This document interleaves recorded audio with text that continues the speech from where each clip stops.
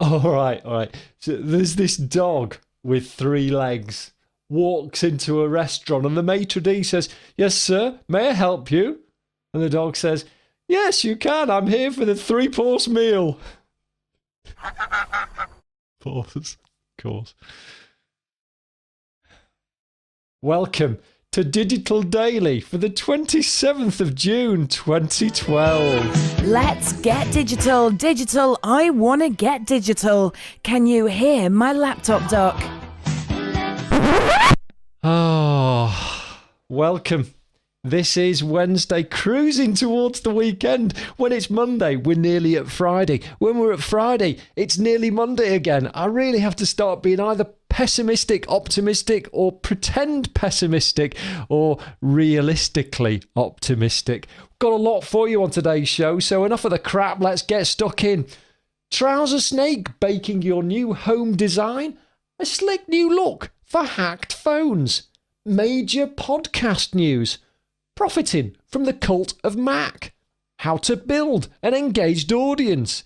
A cheap way to do business on your phone. And finally, 16,000 cats. And finally, Chase That Happy. All here today on Digital Daily. Let's cut to the chase and get straight in. Here's Dave Thackeray. You don't know what you're dealing with. Well, I'll start somewhere in the middle. The 64p is what it costs right now to buy a copy of Office Suite Pro 6 Plus.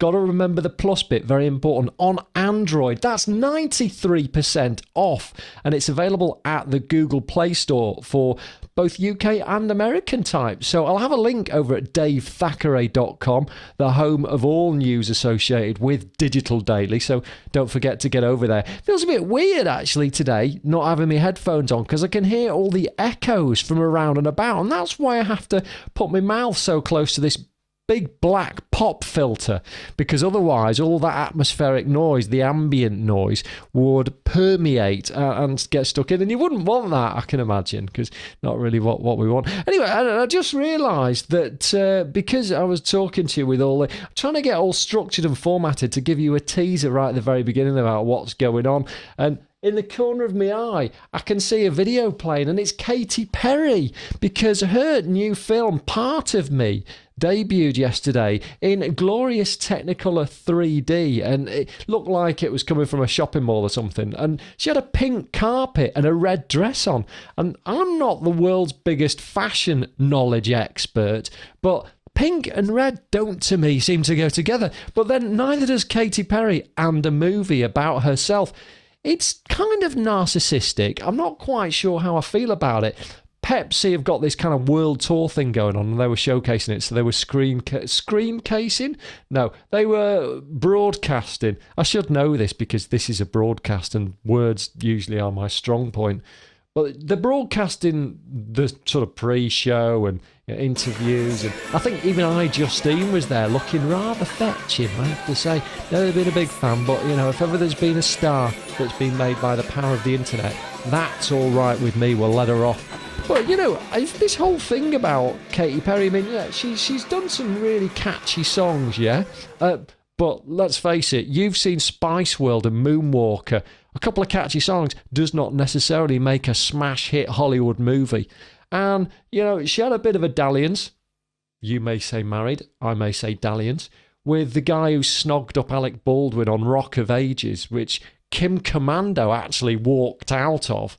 And then, she's got this film out, and I just find it really weird. And the ultimate sin is, of course, crafting it in 3D, because it's warts and all. She readily admits that it's Katy Perry now, not Kim Commando or the guy who made Moonwalker. She readily admits that, there were times when she had acne and she came from a fairly stilted background and stuff. And I don't know whether it's necessarily going to portray things in a good light. And I'm thinking that this might be the film that breaks the camel's back, because we're out of straw, and I just think that maybe this is a career that's kind of hit its peak and is now going to trail off a bit like Pink. So, not the pink carpet, I'm not really a big fan of that. Now, you're talking Pink and fashion and getting back to the script. Justin Timberlake has launched a brand new website called homemint.com. I think he's trying to become the American version of Lawrence Llewellyn Bowen, You get these kind of fashiony sites where they look down their nose at you and tell you to fill your house with gold lame because it's de rigueur. And I'm suspecting that's how it's going to go. But as we know, Timberlake, co-owner of MySpace, another site that's been doing really well recently. It's interesting how, and he obviously appeared in The Social Network with Jesse Eisenberg. Not the right one. It's interesting. I'm not sure how that's going to turn out, but I found out about that at Mashable.com.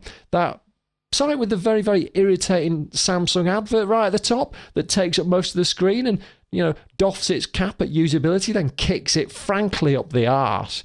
This is really, really strange. I don't know why this website's doing this, but it freaks me. It's a bit like people selling $97 products or popovers. Just thought I'd show you there. I'm dressed quite smart for you today because it's the middle of the week. I'm trying to give you a bit of a hitch up. At Mashable, there's this fabulous infographic which is showing you how to build an engaged audience. Now, this is something that I'm quite keen on. I might have written books about it. There might have even been an advert that flitted across the screen very, very recently that told you more about sharing superheroes. Engaged audiences are something that we all strive for on the web. I mean, after all, unless you're doing it narcissistically, Katy Perry, part me 3D, then you'll want people to come in and find out more about what you're about or what your business is all about. And it's never been brought into more sharper focus, more rapier-like focus. That's the sword that fencists use. Then very, very recently when I was talking to a chap who works in the estate agent business, who has just been tapping away very, very slowly at, understanding more about what his customers want, who they are, and then tailoring his entire web output to them, effectively pandering to them. And just doing that constantly, month after month after month, playing the slow game. Because he's seen these pretenders come in and try and whip the carpet under the feet and try and get a quick buck or pound or penny. But it doesn't work for him because he's in this for the long term. He's got the qualifications. He knows what the business is all about. And so he's been creating this content and linking to people and networking with people of influence who can come and talk to him and help him co-create content. And, he's got a radio show. And I think it's just fantastic that we are in this age now where if you create the content that's relevant, if you develop original and imaginative storylines for your website, if you use the social streams, but you just keep giving people stuff that they want and you listen intently. My ear isn't there, by the way. That's my collar. But you think I'd know, the size of him.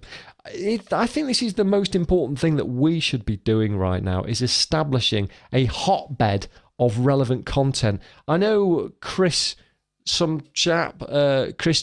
his name will come to me at some point maybe, chrisg.com anyway, Chris Garrett, he lives in Canada. I've forgotten his name since he left Yorkshire, which was his native homeland for Canada because he likes cold weather apparently. But he talks about anchor content, killer articles, pillar content is what he's after. And I think we should be looking to create 6 to a dozen pieces of content that are effectively pillar content, whether it's stuff that people can listen to, or whether people can read it, or whether people can watch it, or whether people just can be inspired and engaged by it. It might just be a project geared towards getting as much press as you can about the stuff that you're selling. It's so important to be doing that now. There's so few people. I was having a chat with my gorgeous other half just a couple of hours ago about, actually, we see these great companies like Dell and Whole Foods and, God rest their soul, Best Buy, who used to are using social media well. And we automatically think that, well, every business is, but that's baloney. That is baloney. There are so few people these days who aren't using it just purely selfishly as a sales channel that we really do still have this amazing opportunity to get into our customers' minds and to react and to proact and to give them the content that they're looking for on the social streams, on our website, using podcasts, video, etc. Rant estate over. And I just want to carry on that theme because we like segues here. Makes us sound a little bit like some form of news show. Just as an external memory that remembers for you everything useful. Podcasts. Apple just yesterday released the podcast app on iStore, which I think is its way of declaring that it's trying to start slowly distancing itself in its main iTunes area from stuff that doesn't scream, buy me! Because that's obviously how they make their money, and they are a business after all. It's not a charity. It's not Oxfam.com, if that exists. So I'd go and visit it. It's a great site. Oxfam Originals. Yeah, lovely. I saw this app. I haven't tried it out, caveat emptor and all that, because I haven't got a Mac. And incidentally, don't know if you've seen that story on popsci.com, which says that Apple users are more likely to spend more money on hotel stays. So Orbitz has very cleverly decided to tailor its content to a not operating system, but a browser platform specific audience. So, for example, Safari, which is the default browser of choice for Apple users, will be dishing up content that is relating to more expensive hotel rooms, or at least that's how it appears to be for Orbitz.com, because they know that these people are more likely to spend. So if you're a Mac user, be prepared to shell some wad on your next hotel trip if you're booking through Safari, because they're going to be gunning for your wallet, frankly. And I know it's bulging because you've just gone out and bought that Retina display MacBook Pro. More fool you. You should have stuck with a PC and been playing with Windows 8, which I happen to think is the best operating system out there. Yeah. Podcast app, I know we were talking about that in the first place, but I suppose we're going to get back to the story.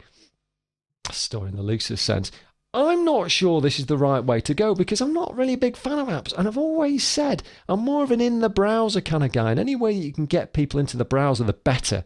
And things are deviating very, very closely towards HTML5 now as the future. Things like Microsoft are working on getting Skype in the browser, which is a fantastic development. But Apple is taking a step away from that by continuing to obsess over applications. Now, one application, I must say, on the podcast space that I would recommend that you check out is Stitcher Smart Radio. And I'm joyful about this because darling Eliza, all the phonetics and semantics, she is just a lovely little thing, has accepted Digital Daily and Dave's Digital Delight onto the Stitcher platform. Now join about 10,000 other content providers. But more importantly, the show notes for this show, which are at davethackray.com, will tell you everything you need to know about how to find these shows on Stitcher. And now, ultimately, because I'm in the mix, when people give stuff the thumbs up and the thumbs down, it's like, whoa, bingo, I'm on Stitcher. This is the future. Incidentally, the Apple thing, if you're on iTunes and you subscribe to this, you're very welcome to. That carries no charge at all. Not like Sharing Superheroes, which is a few pounds less than a gallon of petrol, but will tell you everything you need to know about marketing for your business today. It's there, and I'd like you to go over to iTunes, and I'd like you just to post something about this show. Don't matter if you don't like it. I mean, I'd like it if you did like it, obviously, but if you don't, I'd rather you told me, because, I'll just keep on doing it. In fact, I keep on doing it anyway, but I might listen to you. In fact, I will listen to you because you're very important to me. Have I just said, actually, how nice you're looking today? I don't know, have you done something special to your hair? I just like the colour of your top. Yeah, it's nice, that. Yeah. See you at the bar later. 8. All right, yeah. Same, usual, yeah.